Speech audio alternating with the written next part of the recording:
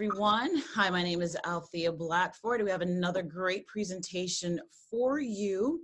This is getting to know, or getting the media actually to notice you in terms of brands. So we have two great brands that are here that are going to be speaking about that. So we will focus on what techniques to use to get the media's attention, whether it's a magazine, a television station, whatever the case may be, and then also giving advice as well on just simple tips to help you to figure out what those next key steps to do. I guess here today we do have the styling duo of Bryan and Miguel. Welcome, welcome. They are the creative directors and stylists. They're based out of New York City.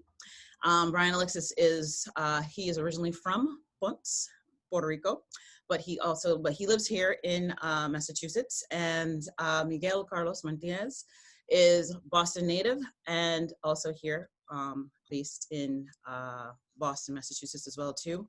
And they have their work seen over in 30 magazines such as Glamour and Vogue, just to name a few. So we got some good stuff going on. And then our other guest as well too is Toyin Omisore. Am I saying that correct? Omisore, yep. Okay, Omisore, thank you. So she is the Wanderer-in-Chief of Roam Loud, which is a premium brand activewear and athleisure apparel. And she is a Liberian Nigerian American. She's born and raised in Providence, Rhode Island. And her brand has been featured in HuffPost, Cosmopolitan, and Marie Claire, just to name a few. So we have some heavy hitter names that you guys may know these publications. So we're gonna figure out, how do you get in there? So welcome everyone. Thank you. Hey guys. So out the gate, nice and easy, nice little softball here. Can you tell me about yourself? So we'll start off with Toyin. Hi everyone. Althea, thank you for having me. My name is Toyin. I am Wanderer-in-Chief of Roam Loud. And Roam Loud is a premium activewear and athleisure brand. Our focus is, brown skin is at the forefront and not an afterthought. It was very important as a Black woman to be seen and be heard in the activewear athleisure industry. And I felt like it was lacking. And I knew I could create something where I could project that, evoke that, where Black women, brown skinned women are seen and celebrated. And so Roam Loud was birthed and created in May 2019. And here we are today. Nice, wonderful. And Bryan and Miguel? Yeah, so we're a creative styling and creative directing duo. I'm originally from Boston. Like you said, Bryan's from Ponce. We started styling about 5 years ago, I say. Yeah, 6 years. Yeah, 5 years ago, and it's been a blast. And our purpose in doing this is to get other people of color into the industry as well, open doors, and to also be seen by other queers. Nice. So we're gonna take you guys way back into time.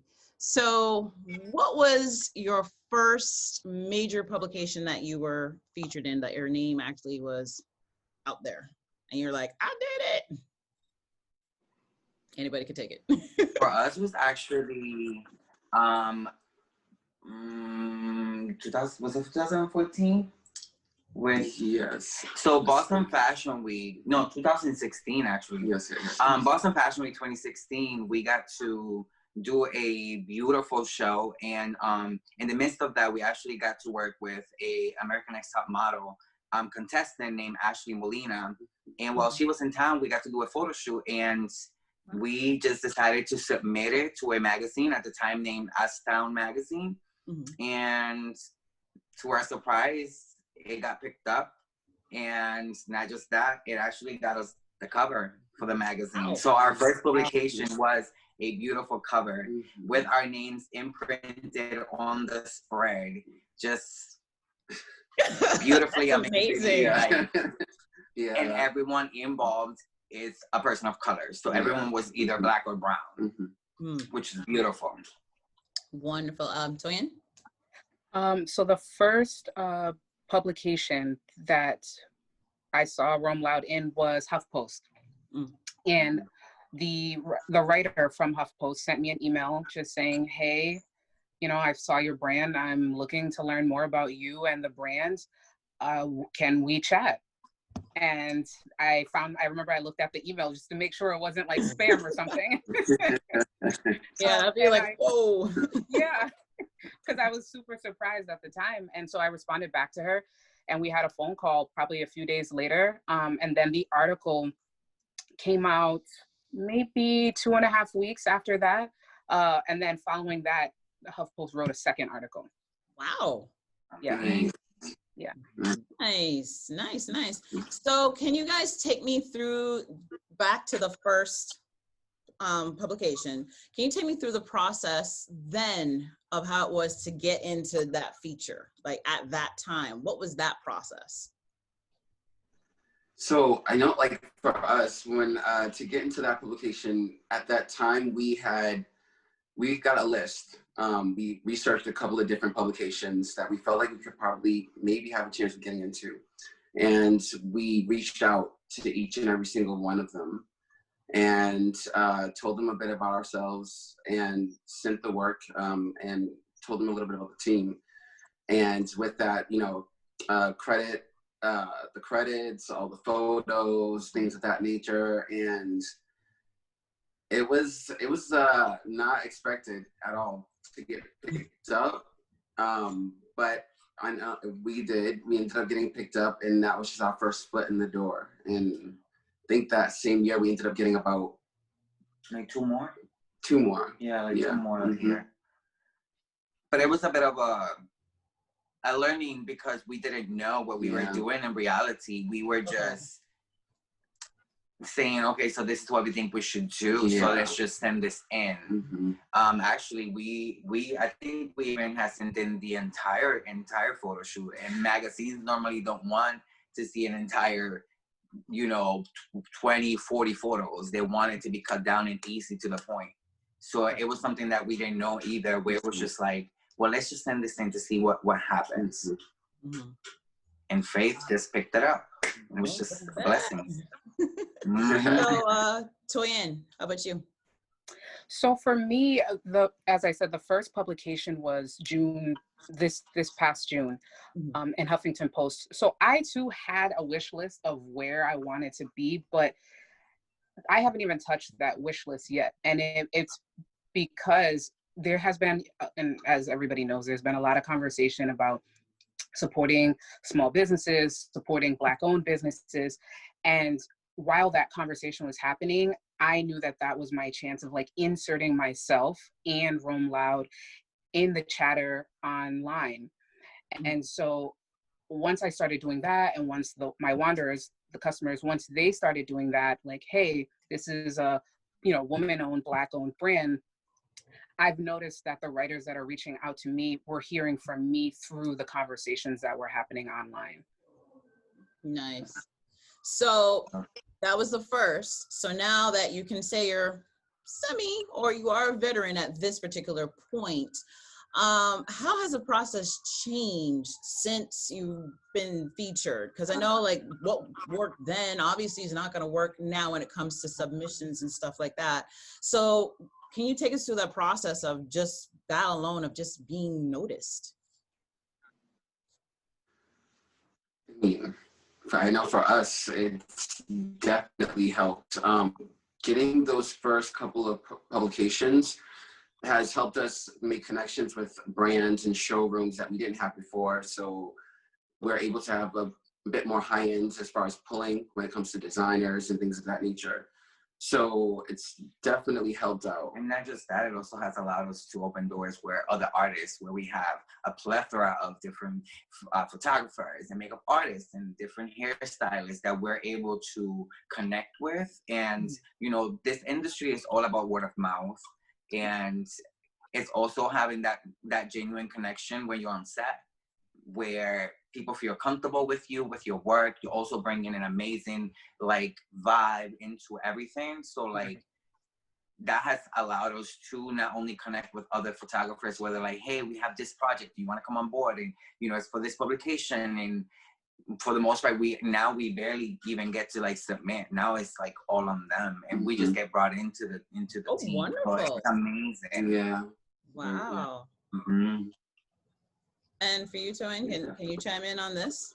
Yeah, I mean, I think it's been a huge conversation with my team about, hey, we don't know how long this press is going to last and how we can continue to push that forward. And so I think it's like small actionable steps for us that we've been focused on, making sure we have a crisp website. You know, I created the website for Roam Loud, and you know, when doing that, I looked at top tier brands and how they speak to their audience, how they lay out their pieces. And so I made sure that our website is clear, it's crispy, it's professional. That has been a big thing, being consistent on social media with our pictures and making sure our pictures are beautiful, video content, making sure we're pushing that.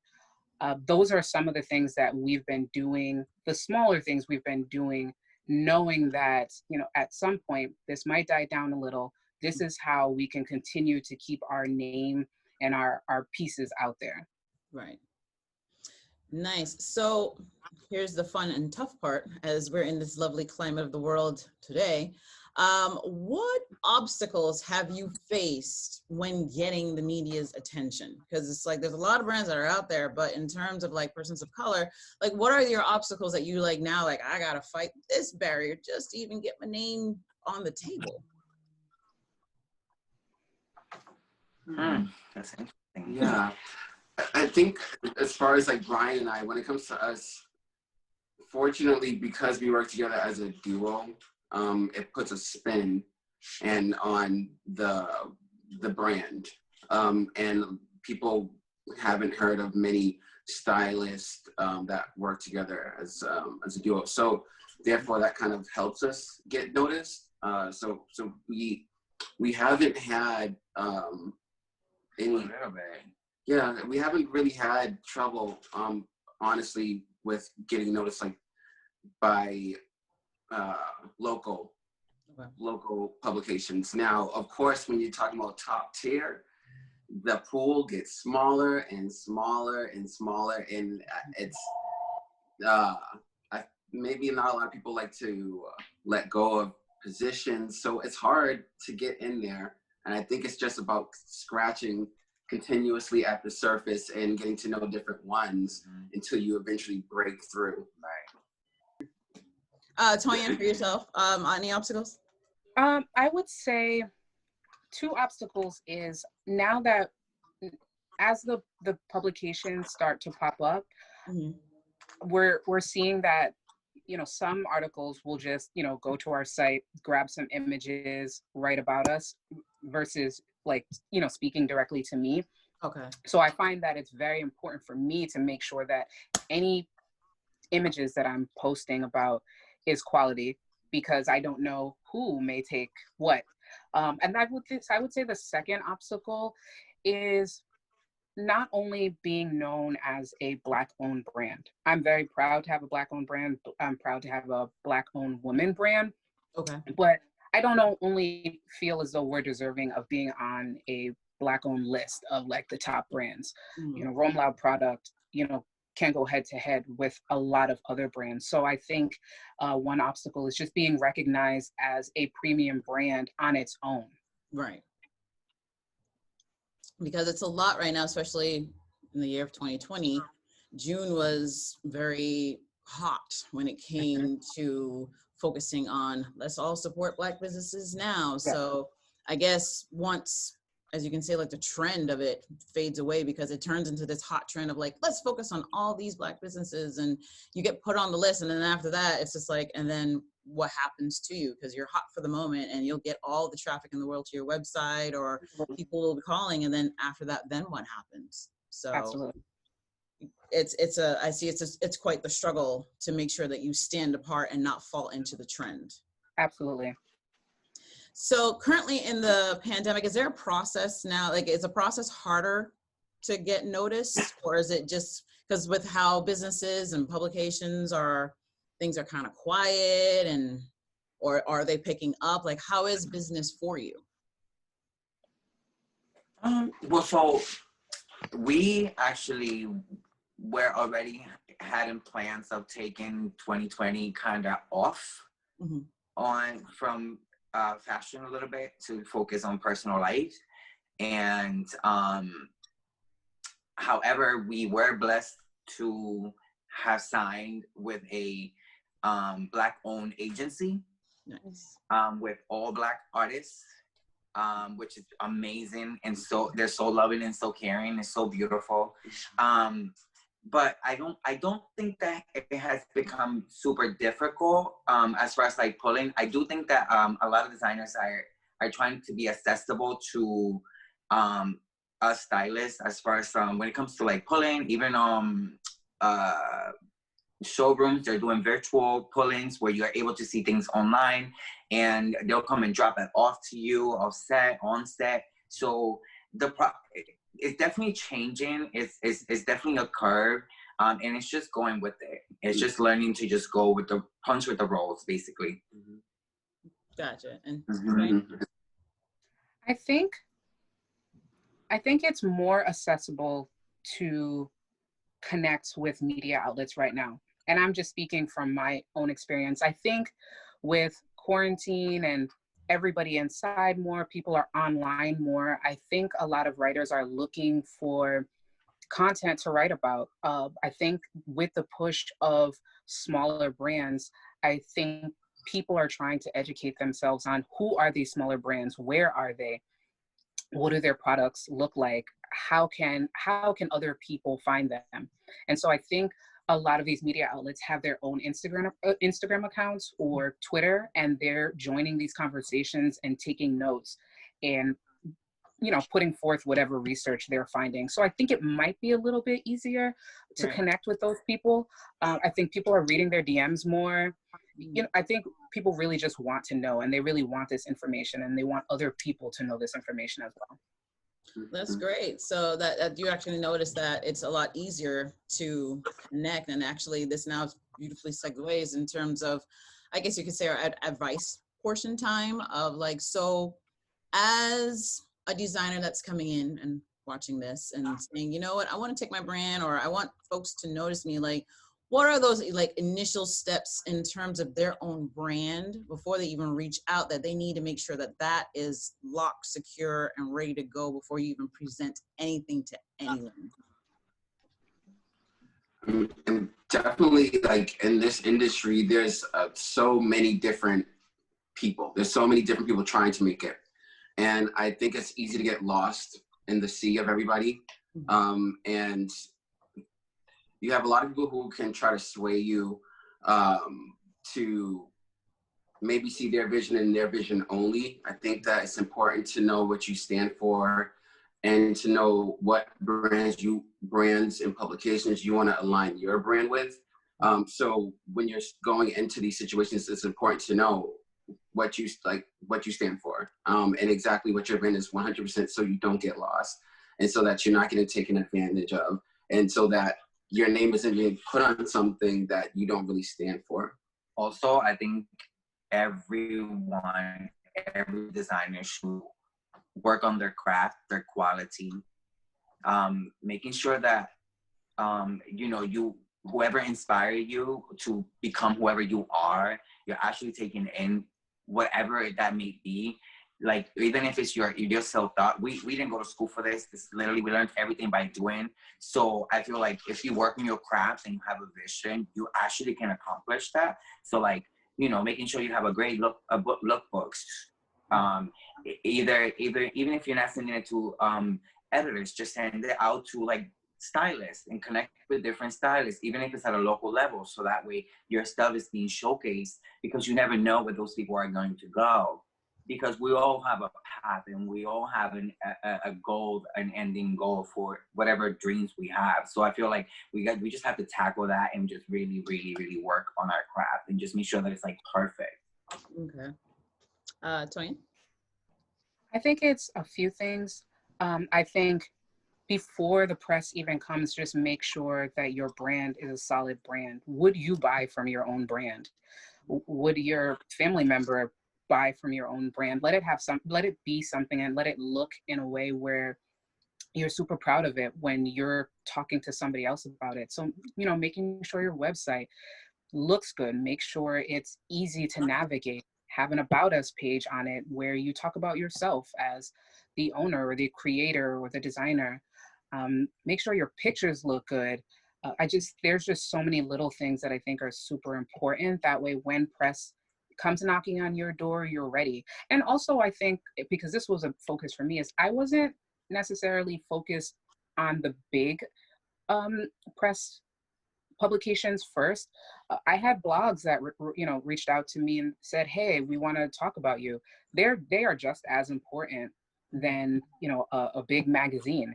Granted, it sounds nice, for me to say, "Hey, I've been featured in Cosmo," but there are a lot of readers for smaller blogs as well. And if someone is reaching out to you and they're writing a blog that, let's say, is related to fitness, you definitely should be open to speaking with those people as well. Like you're never too good in the beginning, to connect with any smaller publications. Nice. And then so that's for the designers. So we have Bryan and Miguel. On the other side, for a stylist, before reaching out to brands and to publications, what should they have ready as a stylist to say, this is why you should work with me? Well, I think you should have a presentable website, easy to navigate as well, with your entire portfolio, your body of work, your core values. And when you're talking to a designer, make sure you present your work to them so they can see that you are going to bring their brand also quality. And also in the process of doing so, you're ensuring them that you will be giving them credit for whatever piece they are lending, or, because this is a game of collaborations. And so just making sure that you have all those little details that a designer is going to be looking for. Designers are detailed people. So just be as detailed as whoever designer you want to work with. So that way they're interested in your work and it'll be easier to work with. We've reached out to so many different people, but in the beginning, we will reach out to a lot of different designers in New York City, and our work wasn't up to par to the New York City standard. So once we really understood what we wanted to do and what we wanted to be in the industry, we really started working towards that. So we reached out to a couple of those designers again, and now we're able to just be like, hey, we're gonna come in and just pick up whatever we want. And I also have to say, in addition to having attention to detail, it's important to, one, have a variety when it comes to your work. So when you're reaching out to different designers, you're able to show them that you can do a multitude of things. And then also having a level of professionalism. With styling, you have to make sure you're taking care of the products. You're not going to get that ruined. That's a huge part of a stylist's job when it comes to working with designers. You have to have the right kit, having a styling kit, and things of that nature. So when you're reaching out to them, you want to assure them that you are prepared, you're ready to take care of their stuff. If something were to happen, which something should not, you are prepared to cover that, or the publication or your agency will cover that. But it's important just to be on top of the details and the preparation. Most importantly, professionalism. Mm-hmm. Definitely. Be professional when reaching out to people, because this is their brand and their baby too. So Right. So when it comes to now reaching out to the media, what should you have lined up that it's like, oh, well, maybe we should speak to this brand, or maybe we should consider working with this stylist and what they are offering? Like, what things should be lined up ready to go with that in that initial email or phone call conversation? So for us, I find that it's been really helpful to be signed with an agency. But not just that, having a great body of work has really, really, really allowed us to connect with different types of editors, where they're comfortable enough to say, hey, just do a project and send it in.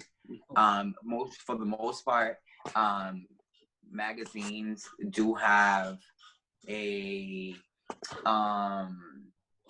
mood board already set for whatever month they're doing. or their issue for the quarter or whatever.